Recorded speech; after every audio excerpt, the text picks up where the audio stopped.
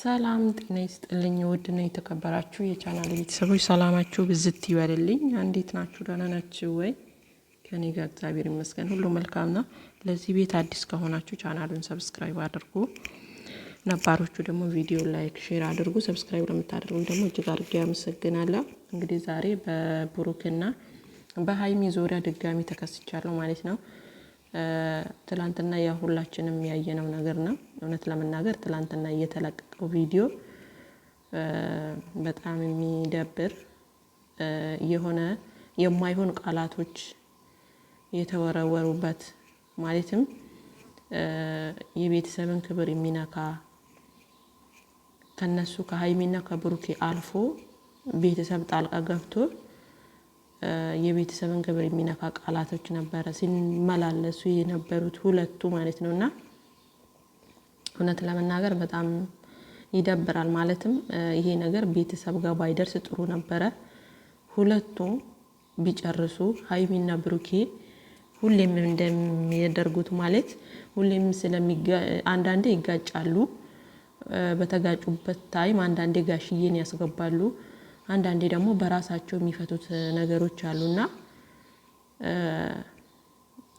ከቻሉ በራሳቸው መፍታት ካልቻሉ ደግሞ ያው እንደተለመደው ጋሽዬንም ደግሞ አንፈልግም ካሉ ደግሞ ራሳቸው ተነጋግረው መግባባት ነበረባቸውና ትላንትና ግን የተፈጠረው ነገር በጣም ይደብራል እውነት ለመናገር ማለት ነው። በተለይ ደግሞ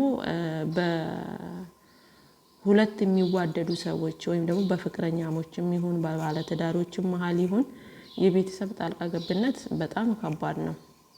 በጣም ማለት ነው። እዚህ ጋር አሁን የነሱ ግጭት እንዳለ ሆኖ የነሱ ጥል እንዳለ ሆኖ ሁለቱም የቤተሰቦቻቸውን እንትን እያስገቡ በቤተሰቦቻቸው እየተነካኩ ነበረ። አይታችሁ ከሆነ እንግዲህ ብሩኬ ከዚህ በፊት ሀይሚን ይዟት ከቤት እንደወጣ እዚህ እንድትጎጂ አልፈልግም ብሎ እንግዲህ ለሀይሚ በማሰብ ሀይሚን ከቤት ይዟት እንደወጣ ብሩኬ ደግሞ ያን ነገር ሲያይ ደግሞ እንዳዘነ እንዲሁም ደግሞ እንደተናደደ ማን ስለሆነ ነው እሱ አንቺን ከቤት ይዞ የሚወጣው እንደማለት አይነት ነገር ነውና አይታችኋል እንግዲህ ትላንትና ኤፍሬም እና ሀይሚ ልብሷን ለመውሰድ ወደ ቤት ስትመጣ ብሩኬና ፍፄ ደግሞ ተመካክረው ብሩኬ ኤፍሬም እዚህ ግቢ እዚህ ሰፈር ሲመጣ ከሰፈር የዘለለ ወደ ግቢ እንዳይገባ አይደለም ቤት ግቢውን እንዳይራመድ በማለት ብሩኬ አባወራው እንግዲህ የራሱን ግቢ ኤፍሬም እንዳይገባ አድርጎታል ማለት ነው። ይሄ ማለት ደግሞ ሀይሚም እንድትናደድ የበለጠ ከበፊቱ ሌላ ብስጭት ውስጥ እንድትገባ የኔ ወንድም ማን ስለሆነ ነው ውጪ ላይ በር ላይ የሚቆመው የማለት እንደውም እስከ መጨረሻው እዚህ ግቢ አይገባም እያለ ደግሞ ኤፍሬም ብሩኬ ሲናገር ነበረ። ከዛ ሀይሚ ደግሞ ምን አለች? ያንተ ወንድም ሳለ አልነበረ እንዴ ስለኔና ስላንተ ሲያወራ የነበረው? ያንተ ወንድምም አለኮ የኔ ወንድም ዛሬ ማን ስለሆነ ነው ወደ ቤት የማይገባው? ማን ስለሆነ ነው በር ላይ የሚቆመው ብላ እንግዲህ መልስ ስትሰጠው እስከ መጨረሻው እዚህ ግቢ አይገባም ማለት ነው።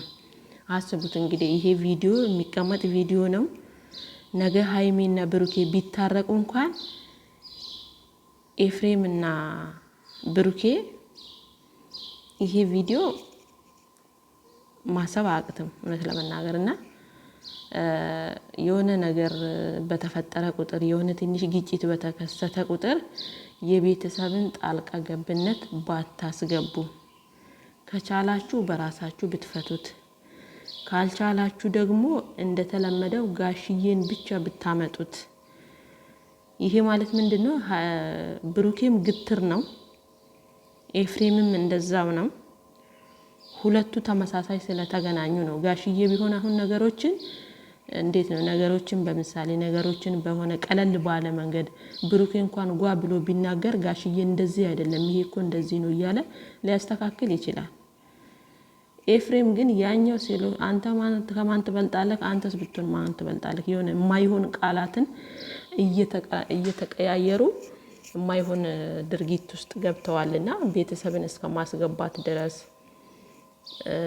ነበርና ባለፈው ደግሞ እየተናገረ ቃል ነበረ አንተ የመላጣ ልጅ ምናምን ሲባል በነገራችን ላይ ብሩኬ ያን ነገር አስቦበት አይደለም የሚናገረው ማለት የሆነ አለ አይደለ አንዳንዴ የሰፈር ስድብ እንደዛ አይነት ነገር ነው ስለሚተዋወቁ እንደዛ አይነት ነገር ይመስለኛል እንጂ ለክፉ የሆነ እንዴት ነው አስቦበት አይደለም ያን ቃል የተናገረው እና ኮሜንታተሮች ደግሞ በጣም ያቺን ቃል ተቀባብለውታል እውነት ለመናገርና በዚህ አጋጣሚ እንደዚህ ባይሆን ጥሩ ነበረ ከቻሉ እርስ በራሳቸው መግባባት ካልቻሉ ደግሞ እንግዲህ ወደ ህግም አለ ወደ ህግም መሄድ ይቻላል እንጂ እኔ አባወራ ነኝ እኔ እንደፈለኩ መናገር ይችላልው አንቺ ደግሞ ዝም ብለሽ መቀበል አለብሽ የሚባል አይነት ከሆነ እሷም እንግዲህ እንደ ሴትነቷ ብዙ የሚሰማቸው ነገሮች ሊኖር ይችላል እሷ ደግሞ የድሮን አገዛዝ ነው አንተ ልትገዛኝ የምትፈልገው ነፃነቴን እየነፈከኝ ነው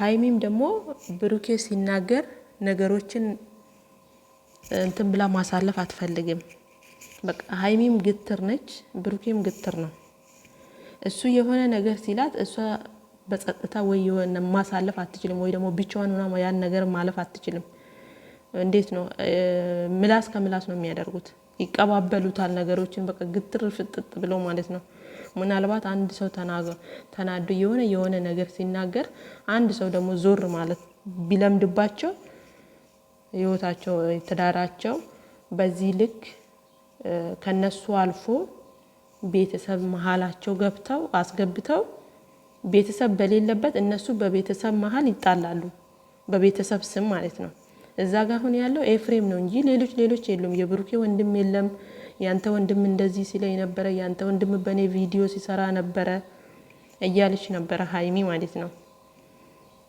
እሱ ደግሞ ኤፍሬም እዛ ጋር ስላለ ኤፍሬምን ወክሎ ነው የሚናገረው ብሩኬ ማለት ነው በነገራችን ላይ ብሩኬ ንግግሮቹ የትናንትና ንግግሮቹ እውነት ለመናገር በጣም ይደብራል የማይጠበቁትን ንግግሮች ነበር ሲናገር የነበረውና ይሄ ደግሞ ትክክል አይደለም ሃይሚ ትክክል ናት ብዬ ነው የማስበው ለምን እኔ ነኝ አባወራው ካለ የቤቱን መብት ማስጠበቅ ይችላል እንጂ ሴቶች እንደፈለጉ ሴቶች ሲሆኑ እንደፈለጉ እየገቡ ሃይሚን የምናገሯት ከሆነ ሴቶች እንደፈለጉ እየገቡ ሃይሚ ላይ እጃቸውን የሚሰነዝሩ ከሆነ ይሄ ንቀት ነው አስባችሁታል የሃይሚ ወንድም ሲሆን ግቢ እንዳይገባ ተከለከለ የብሩኬ አፍቃሪ ነኝ ብሩኬ ትላንትና ከብሩኬ ጋር ብዙ ነገር አለኝ እያሉ የሚመጡ ሴቶች ከሆኑ ደግሞ አይደለም የግቢውን በር የቤቱን በር ቁልፍ ከፍተው ገብተው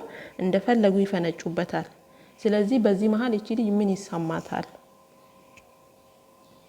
ይሄ ከባድ ነው እውነት ለመናገርና እንደዚህ ባይሆን ጥሩ ነው ማለት ይሄ ቪዲዮ ቤተሰቦቻቸው ያያሉ ወንድሞቻቸው ያያሉ ገባችሁ ጋሽዬ ከዚህ በፊትም ብሏል እኔ ለዚህኛው ሲጨነቅ አንቺም ተጨምረሽበት ለሁለት ቦታ እያስጨነቃችሁኝ ነው ተዋት ታስጨንቁኝ ብሏል እዛ ጋር የአብርሽ ህይወት ያስጨንቀዋል እዚህ ጋር ደግሞ አሁን የሃይሚ ህይወት ሲጨመርበት አስቡት እንግዲህ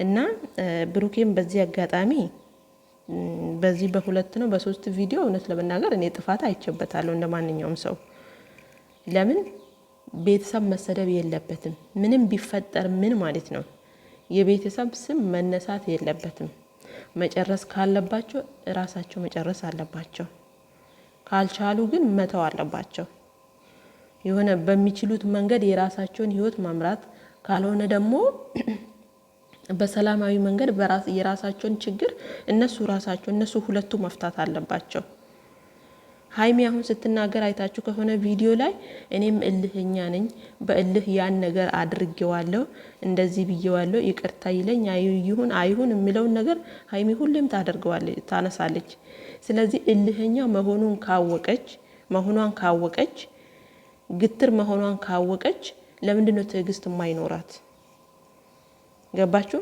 ብሩኬ ደግሞ ይሄን እንደዚህ አድርጊ ውጪልኝ አይባልም በፍጹም ልብስሽን ይዘሽ ውጪ አይባልም እውነት ለመናገር እንዴ ይሄን ነገር እኮ እዚህ ደረጃ የደረሳችሁት እኮ በሁለታችሁ ብርታት እንትን እኮ ነው አይደል እንዴ? ብሩኬ ብቻውን ያመጣው ነገር አይደለም፣ ሀይሚ ብቻዋን ያመጣችው ጉዳይ አይደለም። ይሄ ህይወት ማለት ነው።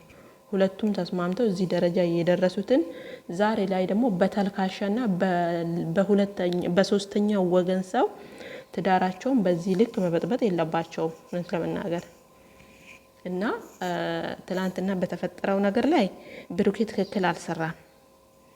ገባችሁ? ኤፍሬምን ወደ ግቢ አትግባ ማለቱ ወደ ሌላ ነገር ነው የሚወስድበት